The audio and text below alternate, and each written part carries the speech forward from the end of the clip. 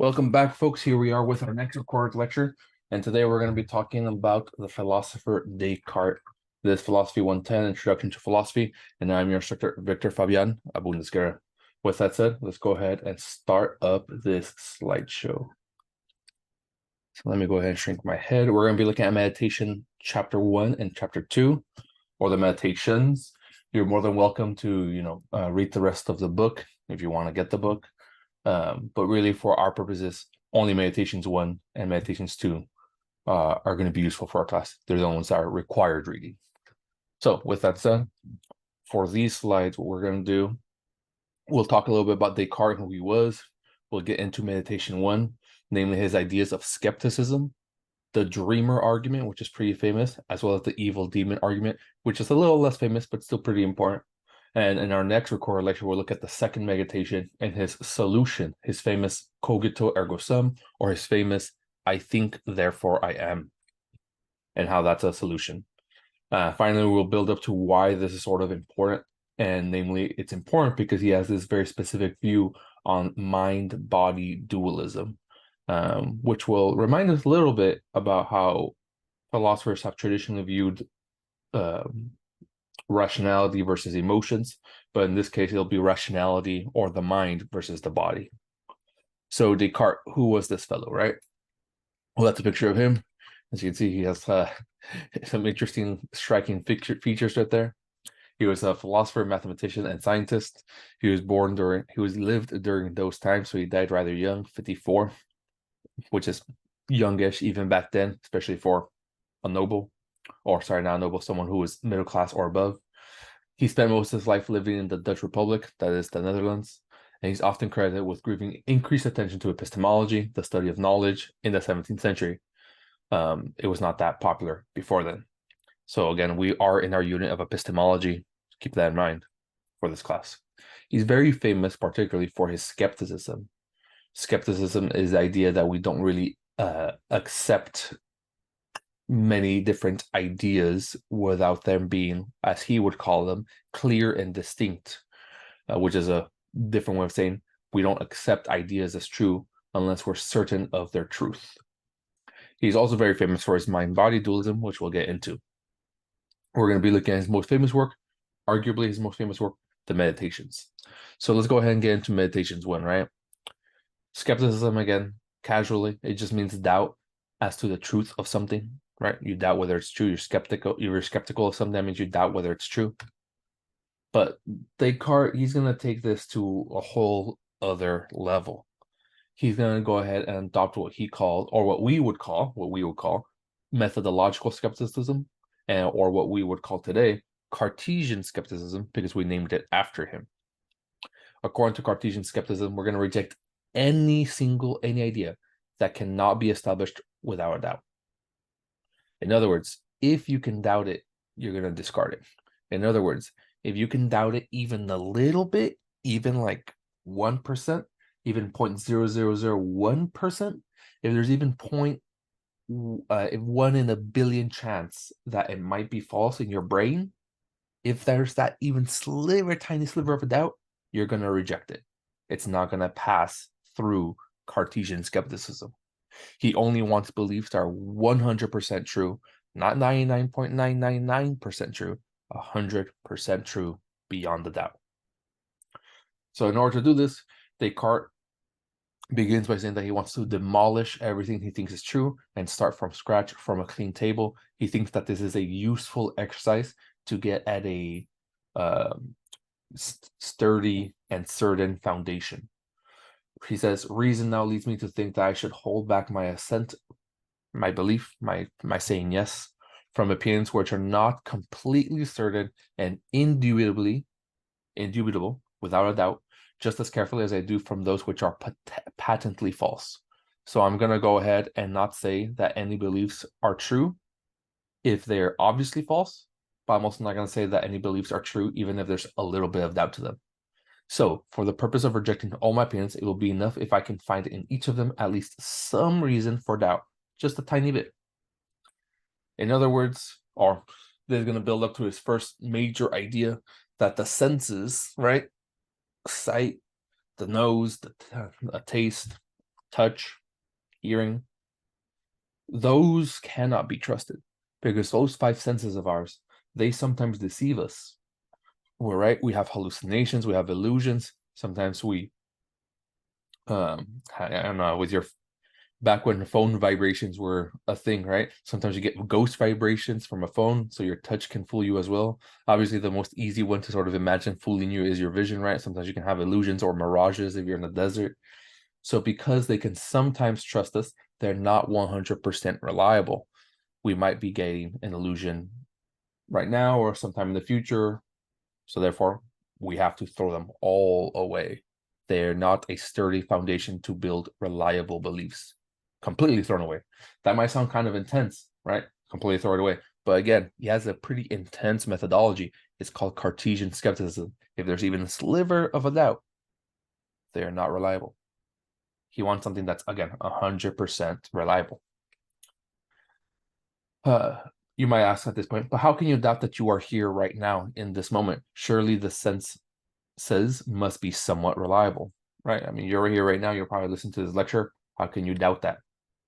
He says, how could it be denied that these hands, right, these hands of yours, or this whole body of yours, are yours, unless perhaps I were to liken myself to a madman? And yeah, he kind of sounds like a crazy person right now, right? You're saying that I can't trust that my hands are my hands because I get that information through my senses? That sounds weird. That sounds too intense. But here is where he enters with the dreamer argument. Give me 1 second.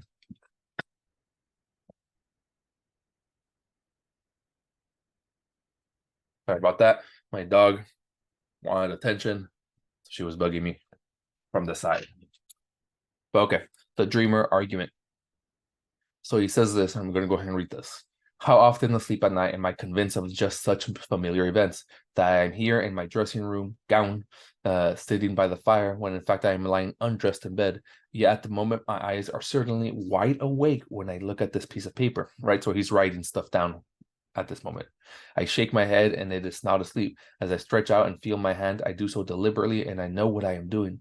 All this would not happen with such distinctiveness to someone asleep.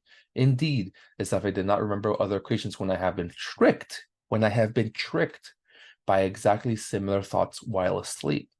So he's saying there have been other times when he was sleeping and he had a very vivid dream and he thought that he was awake, that surely he was awake, that surely those hands in that dream were his, but really they weren't, right? Those were not really his hands. They were just a figment of his imagination. His hands were not, moving through the paper in the dream, moving through the paper. They were just at his sides asleep. He says, as I think about this more carefully, I see plainly that this is important. There are never any sure signs by means of which being awake can be distinguished from being asleep. The result is that I begin to feel dazed. This very feeling only reinforces the notion that I might be asleep. I might be asleep.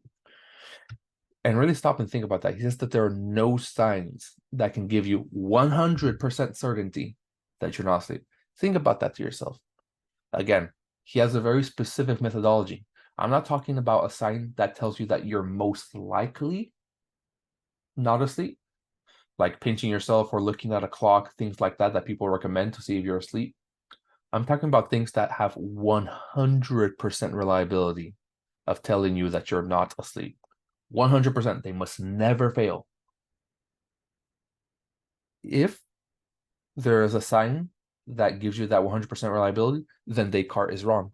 But he doesn't think there is any sign which has 100% reliability, 100% certainty like that.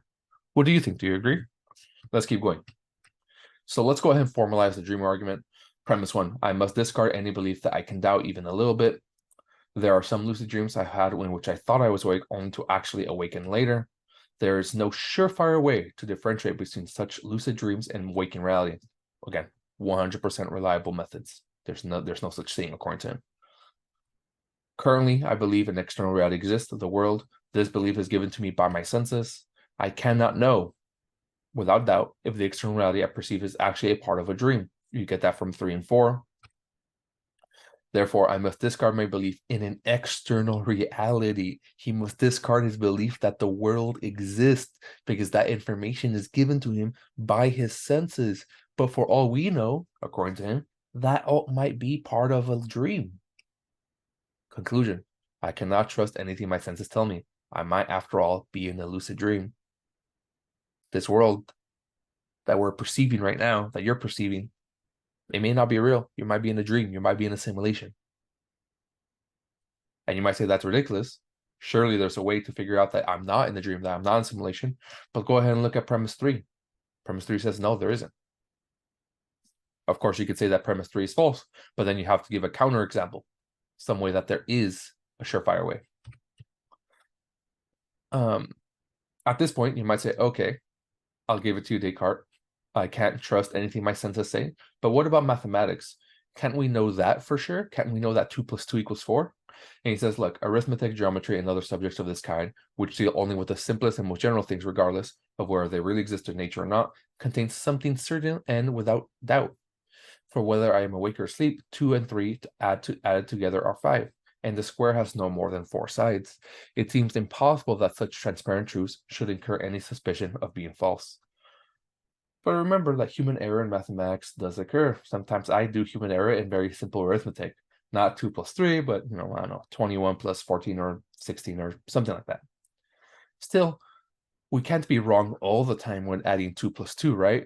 That seems beyond a doubt, is it? Is it beyond a doubt that we're always wrong when we add 2 + 2 to get 4? Enter the evil demon argument. How do I know, he says, that God has not brought about that I too go wrong every single time I add 2 and 3 or count the sides of a square, or in some even simpler manner, if that is imaginable. But perhaps, maybe not, God would not have allowed me to be deceived in this way, since he is said to be supremely good. So therefore, let's go ahead and suppose that it's not God, but who is supremely good and the source of truth, but rather some malicious demon of the utmost power and cunning has employed all his energies in order to deceive me. That is, how do I know that there's not some type of evil devil or demon that's existing somewhere in the world that makes it so that every time I add 2 + 2, I think it's 4, but it's actually 5 or 6 or 7. And he does that to me every single time, that demon. And he does it to you every single time. It does it to the rest of the world every single time. How do we know that that some type of evil demon like that doesn't exist? Do we know without a doubt that some evil demon is not doing this to us? Can you prove without doubt that some evil demon is not doing this to us? His answer, of course, is no, we cannot know that. So the takeaway, right, from all this is that we cannot know really anything about the outside world, not even that our hands are our hands or that we have hands. We cannot even know anything that requires inference and logic, because every time we use inference and logic, some evil demon might be deceiving us. So the question that I leave you with, and the question that he's going to answer in the second meditation, is that given that we can't know anything involving the external senses, and we can't know anything involving inference and logic, what can we know, according to Descartes? But I'm going to leave you with that for now, and we'll go ahead and continue with Descartes in our next recorded lecture. Take it easy. Bye-bye.